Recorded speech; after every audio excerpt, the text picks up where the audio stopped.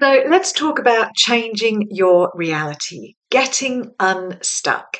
Because perhaps you've noticed that you keep hitting the same invisible ceiling on your results, no matter how hard you work. Like maybe it's about money, you feel like you keep hitting up against some invisible income ceiling. Or you're stuck earning just enough to get by. And no matter how many manifestation of abundance techniques you try, that abundance continues to elude you. You just can't seem to break through. Or maybe it's more about self-sabotage. You can't seem to stay consistently visible, for example, or you keep making commitments to yourself and then not following through. Or maybe you get so far in growing your business and then you hit a wall. Something happens, you get distracted, you lose focus, something else pulls you away, and you're back to square one. So, if any of that sounds familiar, then this message, this video is for you. Because here's the thing, here's what I notice. If you are here, you probably self-identify as a high achiever, right? You're somebody that when you put your mind to something, you get it done. So it increases the frustration when you can't seem to break through this one area, like this one thing. Why can't I create this one thing, break through this one income ceiling? And that's what I want to talk about in this video today. I want to talk about what's actually going on underneath, why you keep creating the same result no matter how hard you try, and the 5 steps that are going to help you finally break free. So before I go into the 5 steps, you're probably judging the situation, whatever the situation you're in right now, you're probably judging it as bad, right? And that's making you feel stressed, overwhelmed, angry, ashamed, whatever it is you're experiencing. I want you to know that you're not alone, firstly. And it's not because you've done anything wrong. You may be thinking like, what's wrong with me? Why can't I fix this? Why can't I get this right? And you're looking through the lens of I'm not good enough, and maybe comparing yourself to other people you're seeing online that appear to be rocking it in their business, and you're feeling all the feels around that. And I get it. And I want to say that you found this video for a reason. You've attracted it for a reason. You're ready. And this is why I just want you to take a moment, take a pause, and comment below, I'm ready to relax and receive. And so you can receive the information that I will be transmitting, that I will be communicating to you in this video. So a bit about my personal story before we dive into the 5 steps. See, I often ask my clients, like, what's your debt? Meaning, what's that one thing that you're wanting to change, you work really hard, and yet it eludes you? What is that one thing you're trying to manifest, to create, and yet you keep hitting that wall? And the reason I term it as what's your debt is simply because it's a metaphor, because my biggest struggle was debt. The one thing that I could not seem to get a handle on was my financial situation in relation to debt. For 23 years, I was in debt. For 23 years, my New Year's resolution was this year I'm going to be debt free. And you can tell how that worked out for me by virtue of every year. That was my New Year's resolution. The irony was that during 17 years in corporate, I was a manager in financial services, helping people with their finances when I really didn't have a handle on my own. And then when I started my business back in 2015, I'd set aside 3 to 6 months worth of income and to ensure that I had that runway to get things going. But what I didn't realize was how fast I would burn through that money. I started investing in coaching programs, business coaches, you know the story, right? Burned through my savings and started using credit cards to pay for these investments. And at the time, I was really high. I was really happy. Of course, there were those fearful 3 a.m. moments, I'd be pacing the bedroom in the middle of the night thinking, what the hell have I done?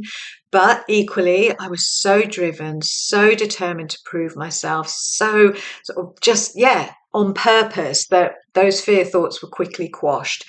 And so after about 9 months in business of flip-flopping from niche to niche and not knowing who is my ideal client and all of that, I finally connected to my true niche and I started to make good money in my business.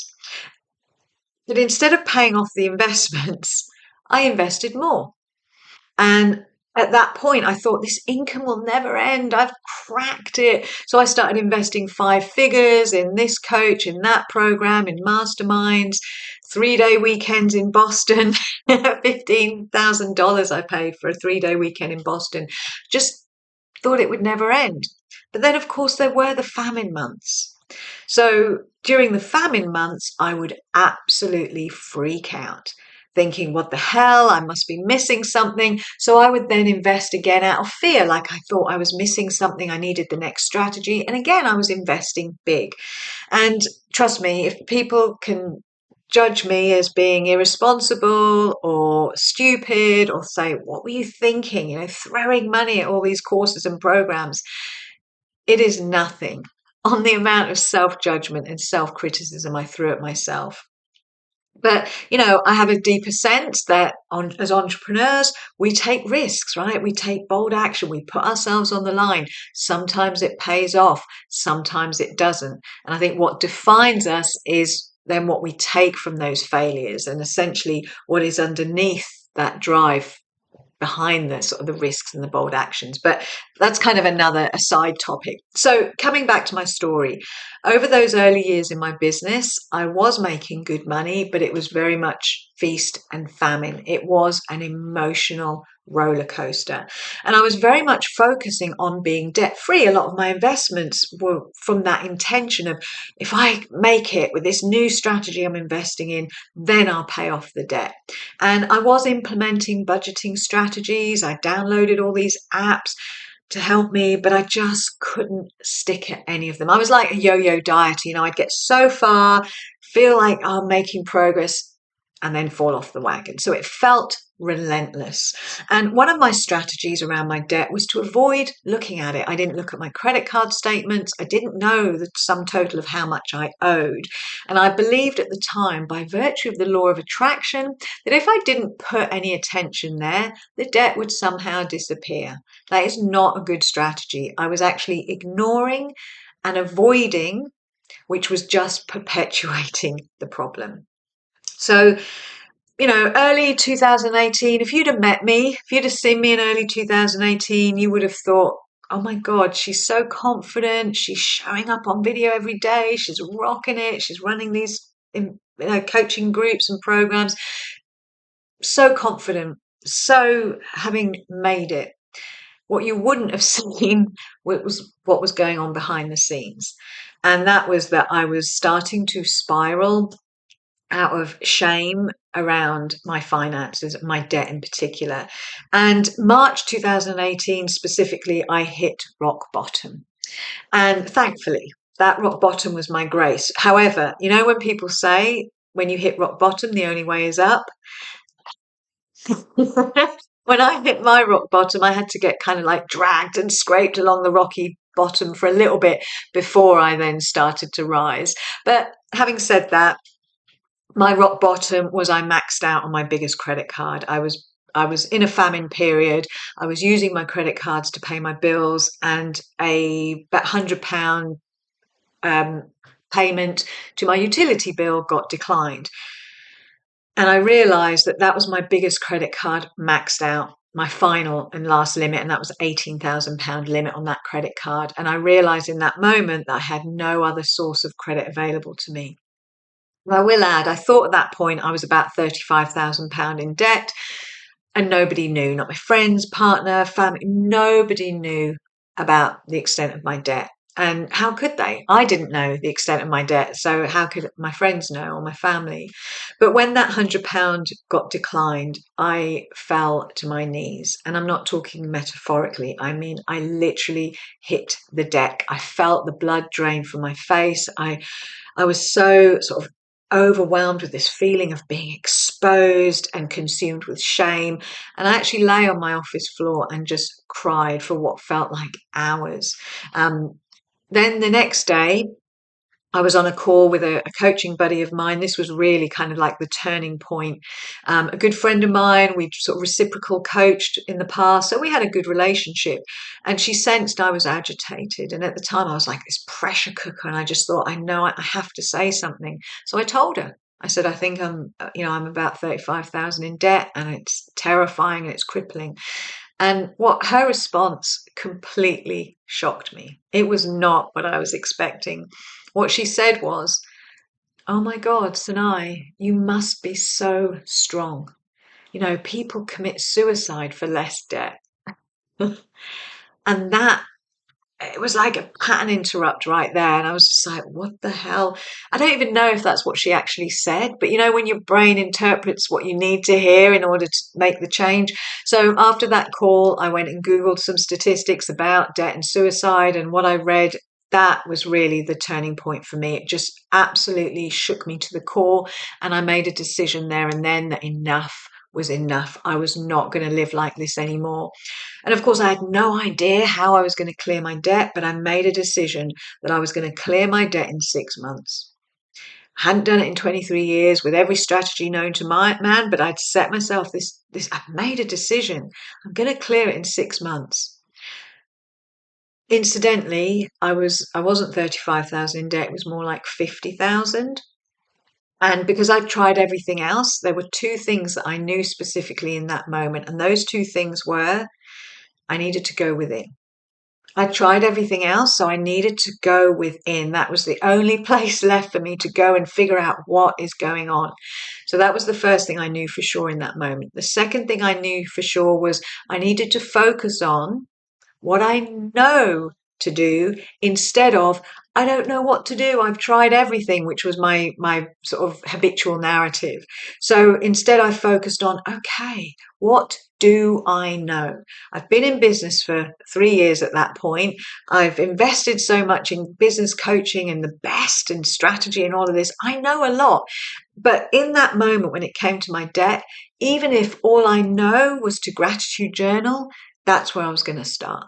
So that was really my starting point of those two principles.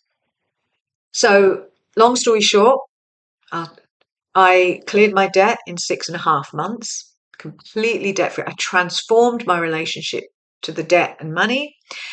And within 9 months, I was published. I'd written my book. Here it is, paid in full. um, and yeah, my book became a #1 bestseller. And then I started to help other people to create shifts in their relationships with money and debt.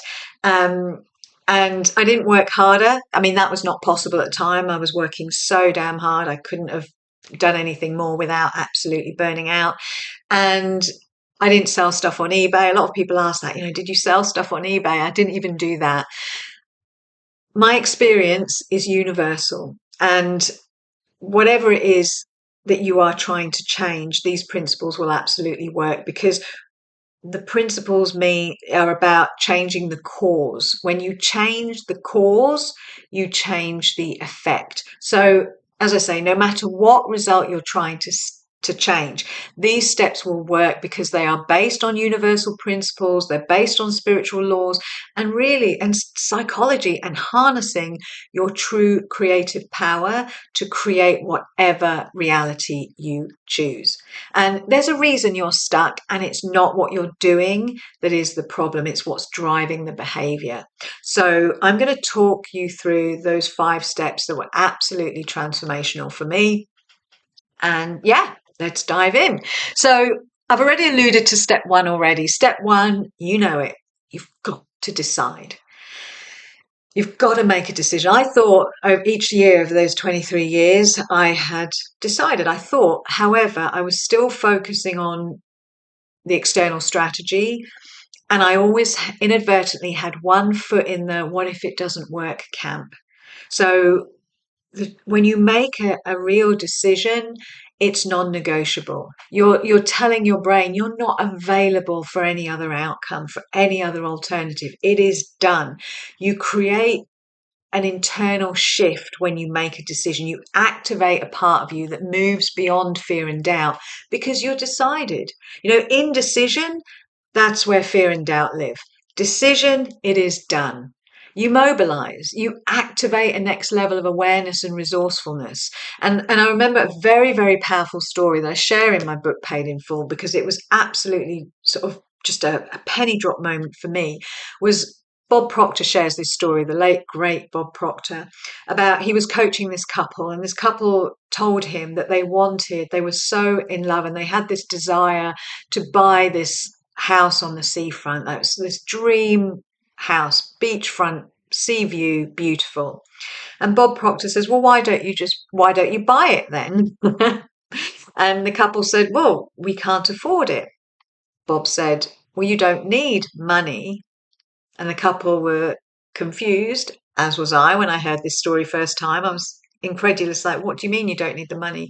And Bob's answer was, well, you don't need the money because you haven't decided to buy it yet. Just let that land. You don't need the money because you haven't decided to buy it yet. When you decide to buy it, then you need the money. And that's when you, again, activate areas of your brain that will step into a next level of resourcefulness. You switch on your reticular activating system to anything and everything that matches that decision, that goal. You mobilize yourself. Within a year, this couple had moved into their dream home. They started to act different, see things differently, take different action. They contacted realtors, as they call them in America, estate agents. They contacted mortgage advisors. They looked at their alternatives and options for funding. They were in that house within a year. That's the power of decision. I paid off my debt and I was a published author about my story within 9 months because I made a decision. So to help you define whether it's a real decision or not is get clear and very specific on your why. Like, why is this outcome, whatever result it is for you, whether it's to get visible, to grow your business to a certain level, to do a six-figure launch, whatever it is, why is this a must for you? What impact will it have on you, your business, the lives of your loved ones? What will this feel like? How will it really impact your life and those you love? Because I think when you include how it will impact others' lives for the better, when it will positively make a difference in the world, that gives extra power to that vision. So get crystal clear and passionate about your why. And so, as I said, with me, it was the book. If I can help other people, if I actually do this, I have to share my story because 23 years, I'm an expert in debt. If I can break this pattern, oh my God, that's got to be shared. So my book became my passionate why and helping other people to achieve the same. Okay, step number two. Step number two, I've called acknowledging what is. So if you recall in my story, I talked about my strategy of ignoring and avoiding my reality, avoiding the situation. And avoiding, ignoring, not dealing with it, that is resistance to what is. And this is fundamentally what will continue to perpetuate that same reality. You know the expression, what we resist persists. And I love Byron Katie, who says, when you fight reality, you lose every single time. Because reality, what is, already is. It's done. It's simply an output, a reflection of your past thinking, feeling, and behaviors. Abraham Hicks calls your reality old news, yesterday's news. So if your business isn't thriving, or you constantly sabotage your visibility, or your money situation is driving you to distraction, and you're feeling frustrated about it all, or feeling annoyed at yourself for never following through on your commitments to yourself, or perhaps you feel all the feels, disempowered, rejected, ashamed, guilty for not being able to sort of provide more financially for your family. All of that is resistance. And you're suffering because you're judging the situation. Remember I said if you judge the situation, you get to keep it, right? You've made your situation mean something about you, as though your financial situation, your business situation, it defines you. You've made it mean something about your abilities, your value, your worth. And this is, of course, why we tend to resist it. It's very painful to acknowledge. But acknowledging what is about getting really honest with yourself, allowing yourself to just face reality, face the demons without the story, without the narrative that is creating the resistance. And this is your starting point. It's just like, when you go on a journey in your car and you key in the destination into your GPS has to calibrate to where you are right now in order to accurately map the journey. So it's the same thing. You have to know your starting point. And this does a number of things, which I'll reveal in a moment. But acknowledging for me looked like sitting down and for the first time acknowledging what is in terms of how much debt I had. I created a spreadsheet. I wrote down all the credit cards, overdraft, all the limits, all the balances, all the interest rates, to who I owed it to. I didn't leave out all the little balances like I used to because, God, I just couldn't handle the overwhelm of knowing exactly how much. So that was what I had to do, acknowledging what is. So what is it that you need to do? Perhaps it's having a date with money. Looking at your bank statements, looking at your incomings and outgoings really honestly, looking at when the last client came in, looking at what happens when you go visible for 2 weeks and then you suddenly stop, or when you invest in a new strategy, only finding yourself unable to implement. It's perhaps you're not doing something, even though you know what to do, you feel paralyzed around doing it, or you get distracted easily. Like, what is the thing? What is the thing you need to face and look at? So when you do this, when you do step 2, acknowledging what is, stuff will come up. This is why this step is so important. And this is when we move into step 3. So step 3 is what I call dismantling the paradigm. Now, every one of these steps is important, but dismantling the paradigm is the game changer. This is the key to the change because it's the paradigm that's literally been driving the bus for years. It may have been dormant, but then when you started your business, it got activated. Why? Because it's seeking to be released. It's seeking to be resolved. It's something that's unprocessed that needs to be released in order for you to grow your business. Talk about growth trajectory, right? If you want to experience personal growth, become an entrepreneur. But if we don't know that this stuff is seeking to be released, we can't tend to it. And that's why we tend to perpetuate and stay stuck. So dismantling the paradigm as a step goes hand in hand with step 2, because as you do the work of getting honest with yourself, acknowledging what is, this stuff starts to come up. The very stuff that you've been avoiding, resisting, it all gets triggered. So, for example, I can tell you, I created a spreadsheet. I listed all my credit cards, all the rest of it, as though it's a very rational, calm thing to do. The truth, the reality of the situation, my whole body was tingling. I was in a hypervigilant state. I had tears in my eyes. I was consumed with shame, feeling exposed. It was painful. But this being able to sit in that emotion, separating yourself because you're observing the emotion, that's when you start to dismantle the paradigm. You're no longer avoiding the emotions that you've been habituated to. And this is the important message here with this point, is that we attract who we are or what we are, not what we want. And at a cellular level, we may be habituated to a specific emotional home. So Dr. Joe Dispenza's research shows that at a cellular level, we become chemically addicted to specific emotions. When we've experienced them so many times over and over, and our nervous system gets habituated to this specific emotion, it's like a chemical cocktail that gets our cells become addicted to it. And of course, these emotions carry an energetic frequency. So I was habituated to guilt and shame. Guilt and shame were my chemical cocktail. My cells were bathing in this. So that was my frequency, even unconsciously. So I'd attract situations that were a match to guilt and shame. Hence debt, and more debt. So to my system, that was the deepest cause for shame, but it was actually the other way around. My shame was creating the debt. So shame is a common emotion for many of us, many of my clients are experiencing shame. And shame can also manifest as inconsistency. It can be a cause for inconsistency. Because if you're habituated to guilt and shame, you give yourself perfect reason to beat yourself up and feel guilt and shame because you can't stick at anything. For me, it was my mind would say, "What's wrong with me?" Presupposing that I'm flawed in some way because I can't stick at anything. So I was just creating these situations to get my hit of guilt and shame, as well as the debt, of course. Another example very quickly, one of my clients was always trying to avoid overwhelm. Like overwhelm was her hot plate. She didn't want to touch overwhelm. So she would create all these strategies to not feel overwhelmed. So she would create she would like clear her decks. She talked about getting her shit together a lot.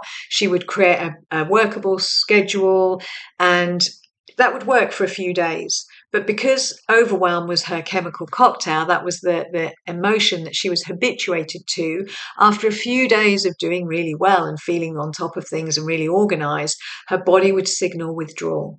And then she'd wind up inadvertently volunteering at her kids' school fundraiser or signing up to a new qualification just to add more to her plate and then send her back into overwhelm. So if you're stuck wondering why you keep attracting the same outcome, look at the emotional essence of that experience. It's not what you're focusing on or thinking about, but it's often the emotional resonance that is the issue. So your paradigm is your collection of thoughts, beliefs, emotional reactions, and self-identity. And this kind of coagulates and accumulates to create your overall frequency. And it affects what you do, how you show up in your business, and, it's how you make yourself smaller. So as part of dismantling the paradigm, it's important to recognize that we also have what I call protective paradigms. So, protective paradigms are essentially behaviors that are designed to protect you from the very emotions that you don't want to feel. You dodge the shame, you dodge the guilt, you dodge the fear, the rejection, the overwhelm, etc. And the protection paradigm paradox is that these behaviors that you've employed, and so I'll give you a few examples of the behaviors. People pleasing is one, perfectionism is another, trying to retain control, being in control, the inability to delegate, that's another protective paradigm. Postponing joy, productivity, over productivity, hyperachiever, all of these are protective paradigms because they are employed by you at a younger age to avoid the situations that will activate those painful emotions. But the paradox is that the very situations, the very behaviors, they then create the situation that then perpetuate the emotion. So that's the paradox. These energies are driving the bus and they affect what you focus on, what you do, your physiology. It's a big one, right? Step 3 is a big one. So dismantling the paradigm essentially means becoming super vigilant and aware in the present moment of what is going in your body. So you don't need to label it. You don't need to say, what is it I'm feeling? Or is it shame? Is it guilt? Is it frustration? Is it loneliness? Whatever, is it rejection? You don't even need to label it. Just experience its nature as a sensation. What's its texture? What's its temperature? Is it moving or is it still? So allow yourself to sit in that discomfort. Feel it like the contraction. Maybe it's a lurching in your stomach, a prickling sensation in your skin. Allow yourself to sit in it. And this is so important because what you're doing in this practice is you're shining a light of consciousness on that dark energy. And that dark energy cannot survive in the light. You're as Eckhart Tolle talks about taking the seat of witness consciousness. And as you do this, you are dismantling the paradigm. You're interrupting the habitual thinking, feeling, looping. And as the emotion, under the light of your conscious awareness and your presence, the emotion will start to dissipate. And this is where you start to feel peace. clarity emerges. You start to see the mind chatter clearly as separate from yourself. In this process, you naturally raise your frequency. You naturally increase your levels of consciousness. And even though maybe nothing in your reality is shifting yet in your 3D, everything is changing in the unseen, because how you feel is shifting. You're no longer suppressing those uncomfortable emotions. You're giving them space to be released. Very, very powerful. Okay, so let's talk about step 4, conscious creation, or what I call the art of becoming. So, through dismantling the paradigm, clearing that creating energetic space in your body, you've made the space. You're in a clearer, more neutral energy, and it's a highly potent creative place where infinite possibilities and potential exists. And just as an aside, that peace is so powerful. Being relaxed is essential. Relaxation is everything. Now, again, as an aside, I'm a trained method actor. A method is an acting technique where we embody the character fully. The kind of the paradox with method acting is that we don't act, or we don't pretend, or we don't demonstrate emotions. We become the character. And this has been really helpful in my manifestation processes. And what was drilled home during the method acting training was relaxation every single day. Train your instrument. That was the language they used in method acting training. Train your instrument to relax. And relaxation is the ultimate creative state, because the ego is not in the way. The monkey mind is quiet. There's zero resistance. So the energy is clear. The frequency is high and peaceful. It's expansive and it's creative. So it's the same with this stage 4. You've cleaned up your inner state, and now you get to consciously become the version of you who already has the desired outcome. And this is about clarity again. Clarity, you've got your vision from decision, but who do you need to be? How does that version of you show up? The thriving business owner, the financially savvy and abundant money manager, the one who is impacting so many lives with your powerful work and being recognized and rewarded generously for it. The speaker, the author, the successful coaching entrepreneur. So, as a quick example, when I was manifesting my result, I mocked up a cover of my book. This was the exact cover. I just got a graphic designer on Fiverr to mock me up a book cover. I printed it off on a piece of paper. I wrapped the cover around another book. And every day I held it, I looked at it, became like real. If you see it in your mind, you hold it in your hand. I visualized that. I also created a scene in my mind, a very, very clear, specific scene that I went to every single day of presenting the book, receiving my first copy in the post, my hard copy, but also presenting the book to my partner as a surprise. That exact moment played out. That exact moment. And I caught that exact moment on video. So it was written in my book in about June, July time. And the exact incident happened the following December. So, that was the manifestation perfectly played out. And it all came about so easily as well. When you make this change, the effects change effortlessly. I didn't pay for the publisher. They approached me through a series of serendipities that I could not have planned or predicted. So through visualization with clear positive intent and emotion, you give your subconscious a new blueprint. And remember, through dismantling the paradigm, your subconscious is clean. Your cells, through that visualization process, gets bathed and habituated to the new chemical cocktail. Okay, so that's really powerful. And then finally, step 5. I want to give you these are all practical steps, but I want to give you kind of the thing that will just anchor this really clearly. Step 5 is, as you take this journey, I absolutely recommend that you track the journey in your journal. So literally tracking day 1, day 2, day 3. And the reason you do this, it's helpful on multiple levels. Now, you're going to be observing yourself.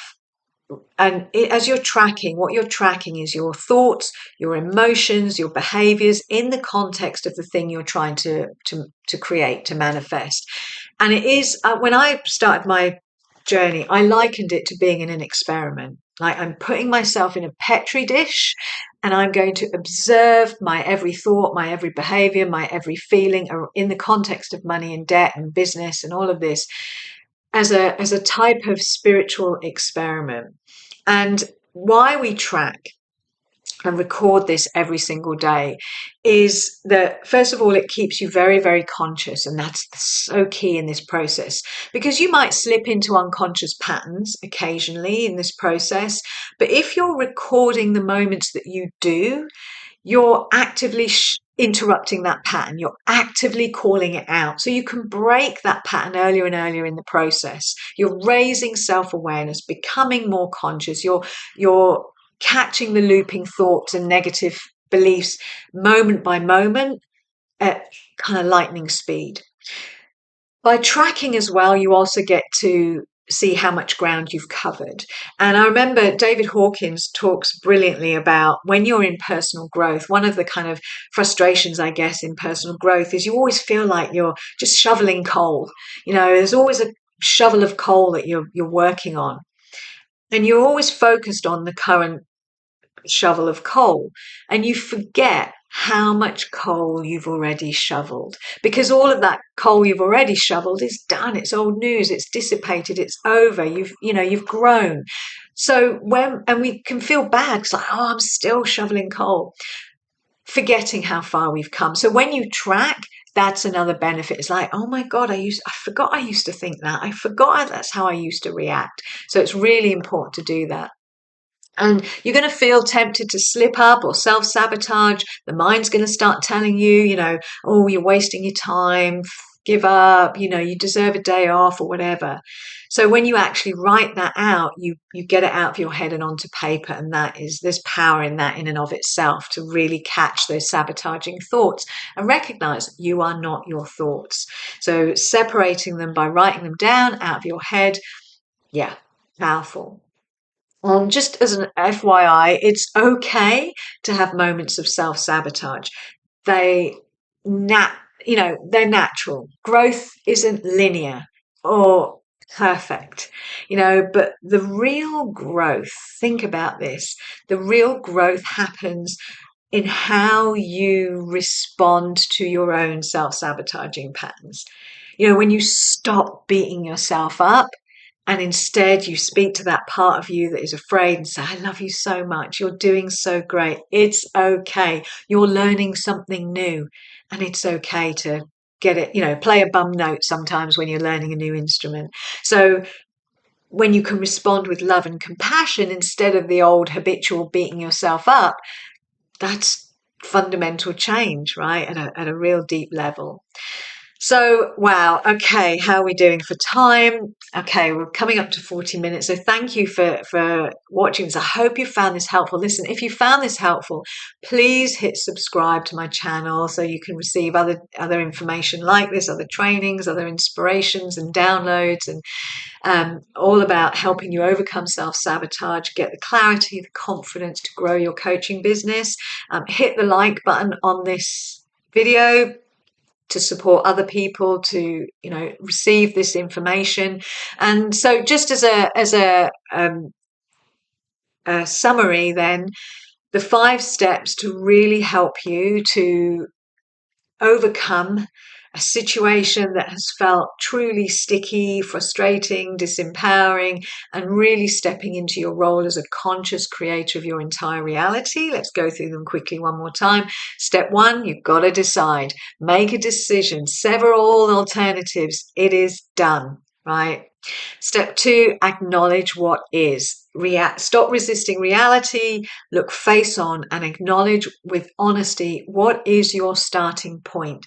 And when that kicks up the stuff, the narrative, the stories, the emotions, all of the feels around it, move into step 3. This is the dismantling the paradigm step. Remember, you attract what and who you are, not what you want. And your paradigm is creating your frequency that is creating your reality.